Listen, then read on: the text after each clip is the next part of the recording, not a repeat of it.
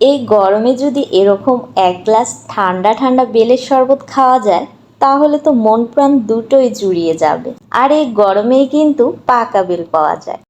আজকে আমি দুটি পদ্ধতিতে বেলের শরবত করে দেখাবো।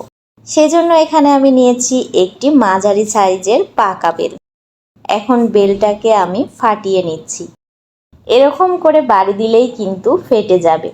আমি কিন্তু বেলটা আচার মেরে ফেটে নিলাম। আপনারা যে কোনো পদ্ধতিতে ফাটিয়ে নিতে পারেন। বেলটা কিন্তু মাশাআল্লাহ অনেক সুন্দর পেকেছে। এখন বেলের ভিতরে মাংসের মতো অংশটা বের করে নেব। চেষ্টা করবেন হাত দিয়ে না করে এরকম চামচ দিয়ে বের করার।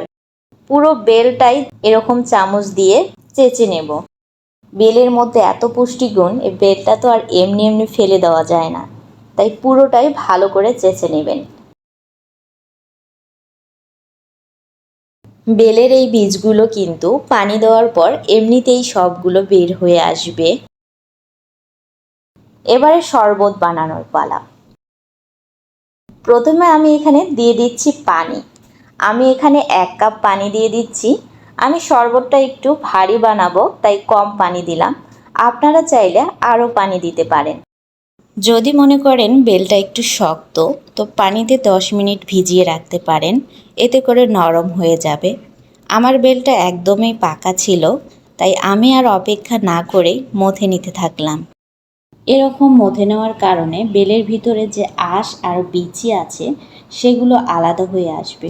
এখন এই আঁশগুলো আর বিচিগুলো এরকম চেপে ফেলে দিতে হবে। হাত দিয়ে যতটা সম্ভব আঁশ আর বিচি আলাদা করার পর একটি ছাঁকনির সাহায্যে স্মুথ শরবতটা পাওয়ার জন্য ছেঁকে নেব। এতে করে আর কোনো বেলের আঁশ বা বিচি থাকবে না। দেখতেই পাচ্ছেন কত সুন্দর স্মুথ বেলের রস বের হয়েছে। এখন এই রসটা দিয়ে শরবত তৈরি করব। প্রথমে আমি দুধ দিয়ে এই বেলের শরবতটা বানাবো। সেজন্য এখানে নিয়েছি 3 চা চামচ চিনি। মিষ্টিটা আপনারা যে যেরকম খেতে পছন্দ করেন সে অনুযায়ী নেবেন। বেলটা যদি মিষ্টি হয় তো কম চিনি দিলেই হবে। এখন দিয়ে দিচ্ছি সামান্য পরিমাণে লবণ। এখন বেলের রস দিয়ে দিচ্ছি। দুধ দিব 1 কাপ। যেহেতু দুধ দিলেই বেলের রস পাতলা হবে তাই রসটায় আর কোনো পানি দেব না। এখন সব কিছু একসঙ্গে মিক্স করলেই শরবত রেডি। এই শরবতের উপরে কিছু আইস দিয়ে দিচ্ছি। এই শরবতটার টেস্ট এক কথায় অসাধারণ। এখন আরেকটি সহজ পদ্ধতিতে শরবত বানাবো। প্রথমে 3 চা চামচ চিনি দিয়ে দিচ্ছি, সামান্য পরিমাণে লবণ। আপনারা চাইলে এখানে বিট লবণও দিতে পারেন। এখন বেলের রস দিয়ে সব কিছু একসঙ্গে মিশিয়ে আইস দিলেই শরবত রেডি।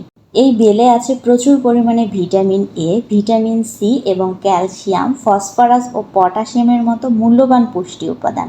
তাই এই গরমে প্রতিদিন 1 গ্লাস বেলের শরবত খেতে পারেন। এই বেলটা কিন্তু এরকম করে তৈরি করে ফ্রিজে রাখতে পারেন।